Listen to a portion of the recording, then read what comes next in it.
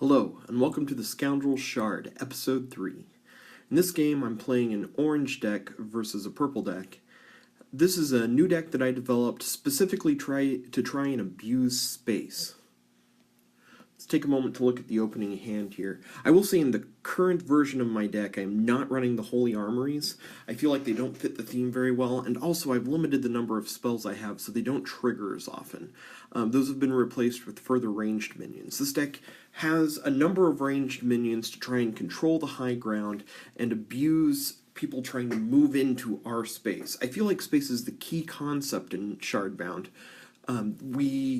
The biggest difference between it and Hearthstone is the number of choices we have both in movement and in attacking, and how we set up our defenses. It's a very, very high skill ceiling, and it's something I'm very excited about.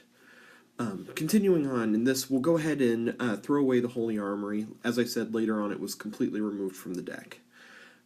We still have a good 2-drop with Absolver. We're going to try and get that on the high ground and protect it. And we draw into Vaporized Stone, which is a perfect turn 1 play, especially when we're looking at playing so many ranged minions. Getting a little bit of extra visibility on the high ground early on is just absolutely in our game plan.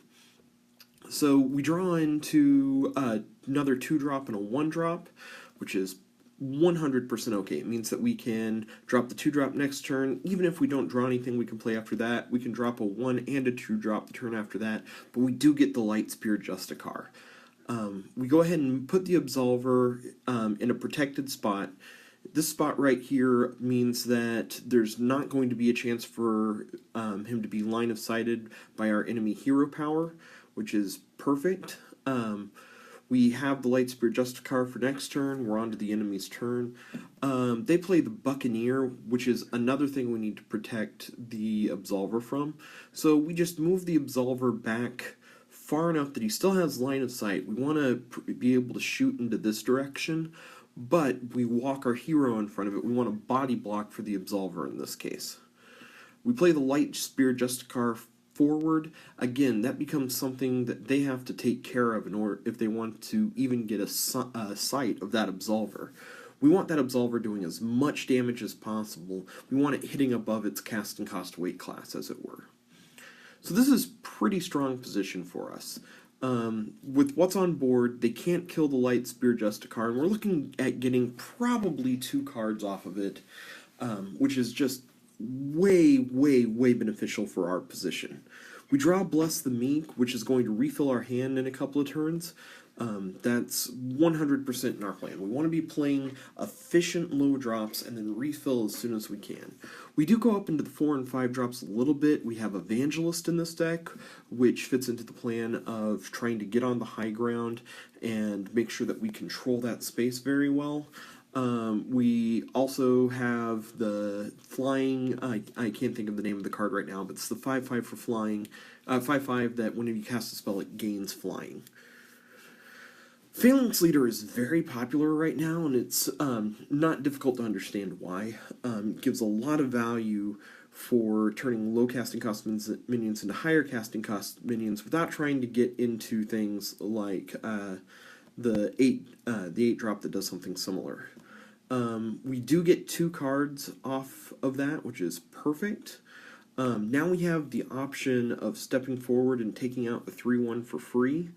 If we do that, we'll want to make sure that we cover this space here and this space here, so that they are not able to, again, get eyes on the Absolver. We want to protect the Absolver at all costs. See there, we can get a free 3 points of damage on the enemy hero, which is perfect. We're just assessing options. We are going to step out here and shoot the 3/1, which works incredible. Oh, we did move the Absolver off the high ground. I believe that was a misclick. That was certainly not my intention, and so now we have to play around that. And the easiest way to do that is to drop 2 drops right there, which looks exactly what we do here. The Shining Disciple probably is going to, because it takes at least 2 hits to kill it, she can use her ranged ability to bring it down, but that's fine because it's something else. that they are not going to be able to kill in the meantime. We're blocking off line of sight here. There's just not a lot of options for them to get to the Absolver. Bringing the Absolver down was incredibly the wrong play. That puts us in a much weaker position, but we're making the best of it in this. We also have another Light Spear Justicar so that we can continue to get value off the Light Spears in just a moment. Right now, it is the enemy's turn. One of the things I was not really able to determine playing this is what exactly their game plan was. You know, we have a very set game plan. We're trying to get up onto the high ground. We're trying to make sure that we can control lines of sight, and we want to win through attrition. Their game plan, mostly purple decks either have like the Thrall game plan where they're trying to get lots of miniature minions and just flood the board, or they have the recursive game plan where they're trying to get things out of their graveyard and have a lot of card advantage because their graveyard becomes another resource. This doesn't look like either one of those decks, and I am not entirely certain what they were trying to accomplish. And that's a little bit of a disadvantage, actually, for us, because we want to be able to look at the cards they're playing, understand what their goals are, so that we can have good predictions about what they're going to play in the future, how they're going to move. And being at a disadvantage in that case means that we have to play conservatively. We want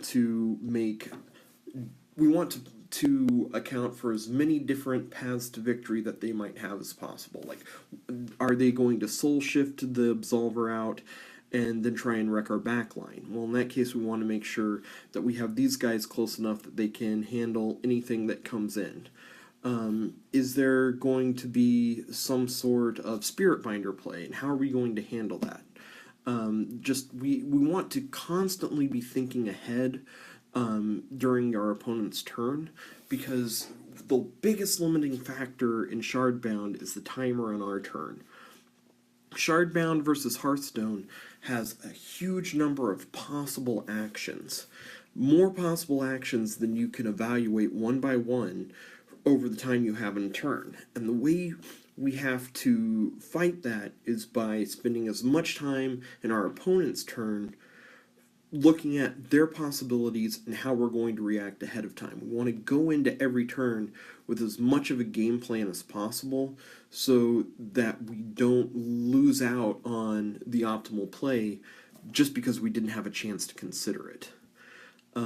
So here, they're moving in very, very aggressively towards the top light. They want to try and move in this way, clear us out of the high ground, and possibly even trap us in a pinch here so that they can deal a lot of damage to our hero. We are going to respond first with moving the Evangelist up to the high ground. That means that we'll be able to deal 1 point of damage to everything on the low ground, which is everything they have.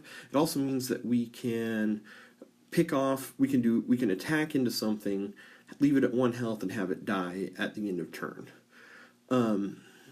We are going to go ahead and fully kill off the Phalanx leader because we want to minimize the damage onto the Evangelist. I'm not sure that this actually makes a great deal of difference in this case. It's 1 point of damage. The Evangelist is 100% going to die unless we... we could look at something like a Light Spear to it, so that it takes the damage at the end of this turn, but he still has the chance to attack. We could double Light Spear it, which might have been a better option in this case. Instead, we go for Call the Meek so that we get a couple more ability to block off down here. The good news is he can't kill this guy and also come in for the Absolver. And we want to keep that Absolver doing as much damage as possible. The Absolver has already hit above his weight class. He's done multiple points of damage to the enemy hero, as well as clearing out a minion. In this case, you know, if we trade off the Evangelist now, we're not in horrible shape, and we've got a handful of cards to keep running with. another Bless the Meek so that we can get even more dudes on the board, a bunch of light spears. We're just in very, very solid shape compared to our opponent right now. And again, we still don't have a clear idea of what our opponent is trying to accomplish, like what their end game looks like. From the Phalanx leader, it looks possible that they could be going for a minion rush. I mean, but we haven't seen any thralls. They could just be going for high efficiency dudes. I feel like that's a solid strategy in almost any deck. But it's just hard to say. I feel like this. I feel like they did not expect the immediate return kill here on their 5/5. As you can see, they just immediately conceded that point. This was an interesting game in that it was a good proof of concept game for the deck. The deck ran exactly how I wanted it to, using efficient, low casting cost guys to block for efficient, ranged guys on the high ground. That being said, I feel like our opponent didn't have a good game plan for what they were trying to accomplish, or it's very possible they just did not draw into what they needed. It's hard to say one way or another. Overall, I'm planning on playing this deck a few more times. Expect to see it in a few more episodes. If there's anything that you would like to see, leave it in the comments, either on Reddit or on the YouTube channel. Thank you very much, and we'll see you tomorrow.